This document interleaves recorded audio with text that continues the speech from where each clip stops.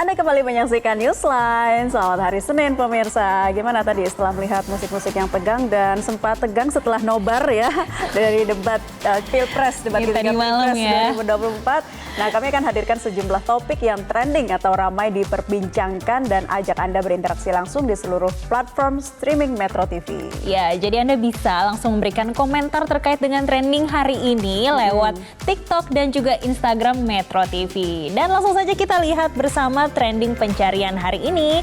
Ternyata ada dua yang paling banyak dicari oleh netizen nih hari ini, Naila. Ya, terkait dengan debat Capres atau debat Capres kedua ya, atau debat Pilpres ketiga dalam trending pencarian. Ternyata pencariannya lebih dari 14.000, pastinya sudah ramai di medsos ya pembahasan dan cuplikan potongan-potongan debat semalam. Ya, dan trending kedua yang banyak dicari oleh netizen ataupun masyarakat Indonesia pada hari ini adalah vonis Rafael Alun yang saat ini sedang berlangsung ya. Dan kita akan tunggu nanti bagaimana hasilnya. Dan langsung saja inilah Newsline Trending Topic kali ini bersama saya Jessica Wulandari. Dan bersama saya Naila Husna, kita simak Newsline selengkapnya.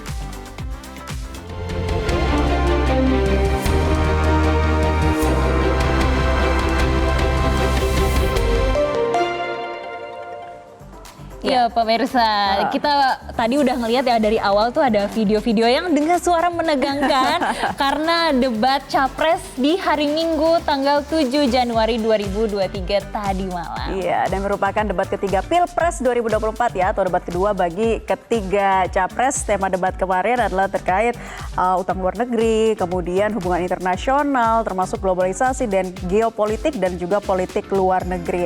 Ada beberapa subtema yang dibahas begitu ya. Kemudian panelis juga memberikan pertanyaan soal strategi pasangan dan adu gagasan dari masing-masing calon presiden. Dan memang ini seru banget sih Naila, kalau kita lihat setelah ada debat, bahkan nggak setelah ya, waktu masih berlangsungnya debat Capres tadi malam, ini langsung trending topik. Kalau misalkan ngelihat X tuh ya, kita melihat hari ini tuh masih dibahas pasangan nomor 1, nomor 2, kemudian ada yang membahas omon-omon. Nah, itu masih trending loh sampai saat ini. Ini juga dari tadi udah banyak nih yang menunjukkan angka nih ya di TikTok. Wah, ramai sekali dan mereka sepertinya sudah tahu apa yang ingin kita bahas kali ini. Nah, kalau kita lihat kemarin ya suasana pada saat sebelum atau persiapan sebelum debat berlangsung, ini kan berlangsung di Istora Senayan Jakarta ya.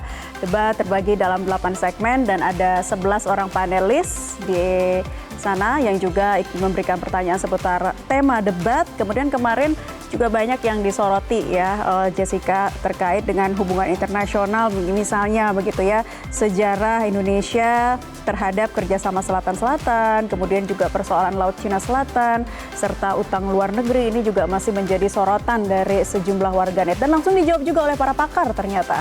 Yes, dan Naila kalau kita lihat tuh dari debat Capres tadi malam ada ini ya, saling sanggah terutama pasangan nomor 1 sama nomor 2 dan ini nih yang bikin panas sebetulnya tadi malam dan banyak yang masih membahas hingga saat ini, bahkan ada yang meng-cross-check data-datanya. Apakah benar nih yang diomongkan pasangan, maksud kami di calon nomor 1, calon nomor 2 dan juga calon nomor 3.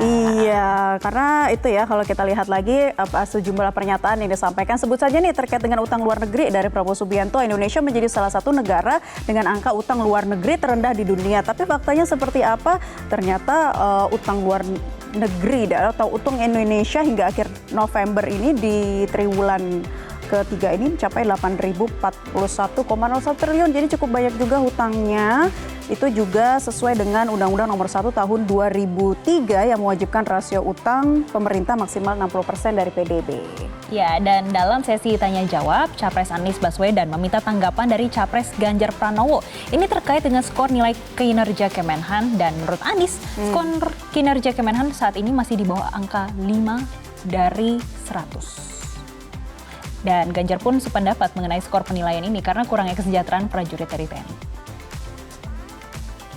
Tentara kita, polisi kita, semua bekerja luar biasa di lapangan. Kita harus berikan rasa hormat dan terima kasih karena mereka mengerjakan hal-hal yang sulit, hal-hal yang berat.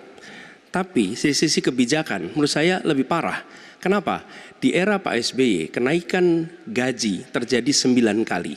Selama era ini hanya bernaik gaji 3 kali dan akan naik nanti tahun depan. Karena menjelang pemilu mungkin naik gajinya. Tapi di sisi lain, kesejahteraannya tidak dipikirkan dengan serius. Tukin hanya 80%. Lihat Kementerian Keuangan, lihat Kementerian PUPR. Menteri-menterinya mengusahakan peningkatan tukin di mereka. Lalu kita lihat tadi alutsista yang bekas, yang itu resikonya adalah keselamatan dari TNI kita. Mereka bekerja keras menjaga setiap jengkal tanah Republik ini. Tetapi mereka tidak didukung dengan policy. Karena itu menurut saya skornya justru di bawah 5, Mas Ganjar. Kalau 5 itu ketinggian, Pak Ganjar. Terima kasih, Pak Ganjar. Anies gak usah takut. Disebut aja angkanya berapa gitu loh. Kayak saya gitu loh. Jangan di bawah 5, sebut aja berapa. 11, Mas. Dari 100. Oke. Ini sedikit ngajari kendel Mas Anies biar berani. Apa yang kemudian saya lakukan dari jawaban saya untuk membela para TNI kita? Saya bersama mereka.